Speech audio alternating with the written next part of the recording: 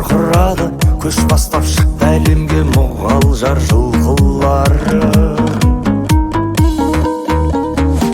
Ақ боран аязда да құтырып құлпырады, көңілін түсірмейді жауыны күн тұманы. Көтерер жуан мойны қазақтың жұртын әлі мұғалжар жылқылары.